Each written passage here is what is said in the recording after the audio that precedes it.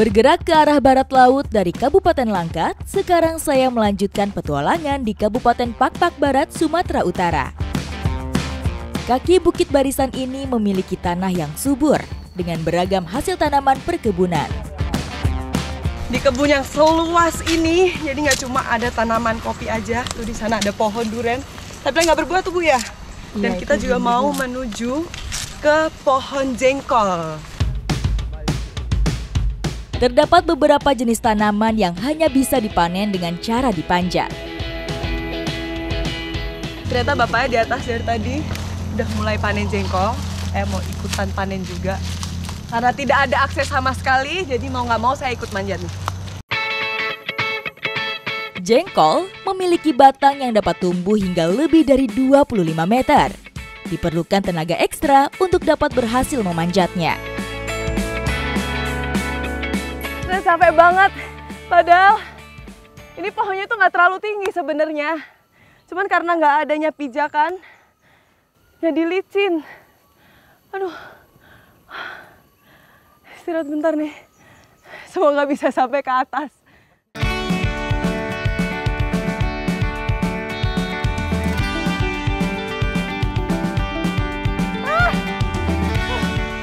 Ya.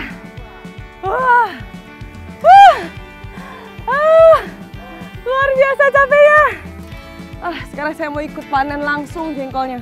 Pak, yang mana Pak? Jengkol biasanya dipanen setelah pohon berumur 5-6 tahun. Selanjutnya, pohon akan berbuah setahun sekali dengan puncak masa panen pada bulan Mei hingga Juli. Di ketinggian 7 meter ini, rasanya cukup deg-degan banget. Apalagi nih pohonnya itu dahan-dahannya tuh nggak terlalu banyak dia. Jadi harus cukup berhati-hati dan membutuhkan keahlian yang khusus.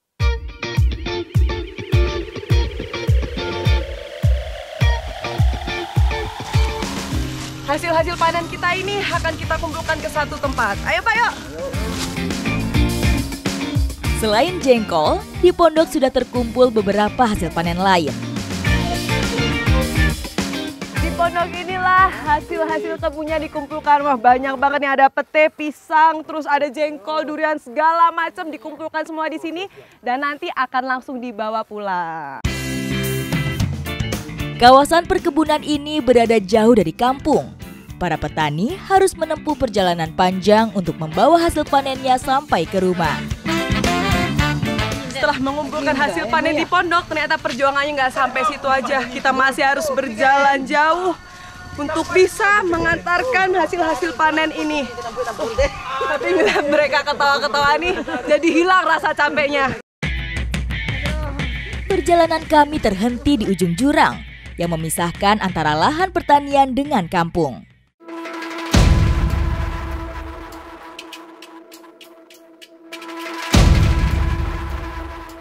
Ini dia alat untuk biasanya dipakai masyarakat sekitar membawa hasil panennya maupun untuk mengangkut orang-orang. Awas Pak. Nah di sini mereka nyebutnya itu sling karena dinilai lebih efektif sekali, mempersingkat waktu juga. Dan ini udah dipakainya tuh dari dulu sampai sekarang masih digunakan masyarakat. Siap Pak? Siap. Tinggal dilepas aja. Ih. Nah, hati-hati ya Pak. Bapaknya udah berangkat tuh. Alat transportasi rakitan ini terdiri dari 2 bagian, yaitu box tempat menampung beban berkapasitas hingga 500 kg dan tali seling baja yang kuat. Meski sederhana, tapi bagi warga lokal, keberadaan seling ini sangat memudahkan mereka. Nah, bapaknya udah sampai di sana. Sekarang kita mau ambil lagi buat angkut-angkut yang lainnya. Nah, karena memang kalau pakai alat ini tuh jauh lebih efektif dan sangat mempersingkat waktu. Jadi memang seling ini tuh nggak dipakai buat ngantar hasil kebun aja, tapi yang dari sana mau antar makanan segala macam buat yang di kebun ini juga bisa. Sling mengurangi jarak dan waktu tempuh untuk sampai di kebun. Karena diperlukan antara 1 sampai 2 jam jika ditempuh dengan berjalan kaki. Sekarang gantian saya yang mau menyeberang ke sana sambil membawa hasil kebun. Oke, Pak.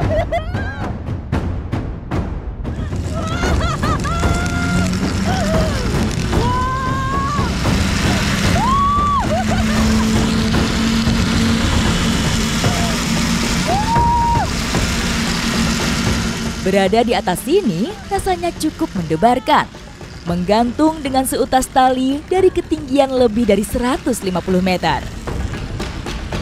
Seling ini panjangnya kurang lebih 160 meter. Cukup panjang dan cukup buat deg-degan sekali. Tapi seru banget. Sebuah pengalaman baru bagi saya. Merasakan sensasi meluncur menggunakan sling bersama dengan hasil kebun. Wah, seru banget. Aduh, rasanya walaupun deg-degan, tapi luar biasa banget serunya. Mirip kayak wahana-wahana Flying Fox lah ya, tapi ini dengan kearifan lokal. Ayo Bu, ini diantar lagi ke sana.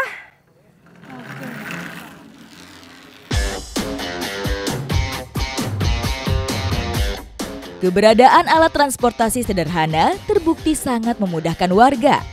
Namun, dengan pengawasan dan perawatan alat yang berkelanjutan untuk memastikan keamanan dan keselamatan siapa saja yang memanfaatkannya. Seling menjadi pemandangan yang baru buat saya, sekaligus menjadi pengalaman yang menyenangkan dan juga menantang. Tapi ini adalah bentuk adaptasi masyarakat dengan alam sekitar sehingga melahirkan masyarakat-masyarakat yang tangguh. Ikuti jejak saya, jejak petualang! Berada di kawasan Bukit Barisan, membuat Pak-Pak Barat memiliki banyak potensi alam, termasuk lahan pertanian yang subur sebagai sentra tanaman gambir. Pak-Pak Barat merupakan salah satu penghasil gambir terbesar di Sumatera Utara. Sistem pertaniannya dan juga pengolahannya masih tradisional dan terjaga, membuat hasil gambirnya menjadi kualitas yang sangat terbaik. Masyarakat Pak-Pak Barat telah lama mengembangkan tanaman gambir sebagai komoditas utama. Pengetahuan dan keterampilan ini telah diwariskan secara turun-temurun yang memungkinkan mereka untuk menghasilkan gambir berkualitas tinggi. Tumbuhan ini juga tidak mengenal musim sama sekali, jadi maupun kemarau, hujan, udah bisa dipanen ya Bu ya? Tanaman gambir dipanen setelah berusia sekitar 1-2 tahun. Daun gambir yang sudah tua dipilih karena kandungan alkaloidnya lebih tinggi yang berpengaruh terhadap kualitas gambir yang dihasilkan. Sama seperti teh, tumbuhan gambir ini dapat dipanen secara berkala. Nah, biasanya ketika masuki usia 3 bulan, gambir-gambir ini tuh daunnya udah mulai tua seperti ini, tandanya sudah bisa dipanen. Kalau yang muda-muda tuh masih belum bisa dipanen. Tuh yang warnanya agak kekuning-kuningan nih. Tanaman gambir membutuhkan lahan subur dengan ketinggian sekitar 500 hingga 1.500 meter di atas permukaan laut. Pak, kita jalan Pak, ke pondok Pak. Bapak bawanya banyak banget. Proses pembuatan gambir secara tradisional melibatkan beberapa tahapan yang dilakukan dengan cara manual, termasuk saat memisahkan daun dengan tangkainya. Dari daun gambir sebanyak ini hanya bisa 1 kali proses.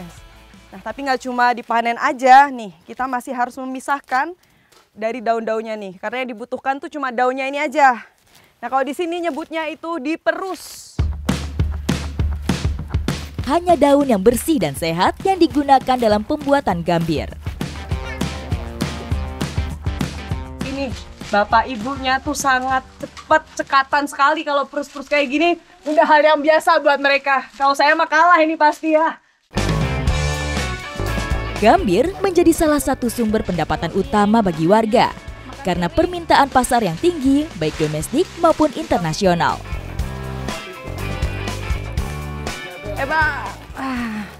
Setelah diperus, nih daun-daunnya akan langsung direbus selama kurang lebih 1 jam.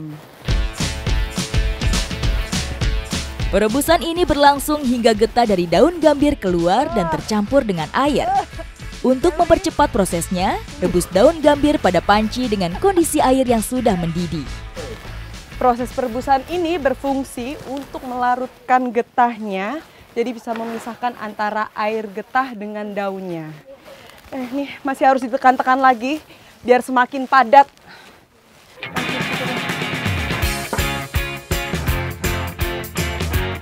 Nah kayak gini nih, gambir yang sudah kering sempurna.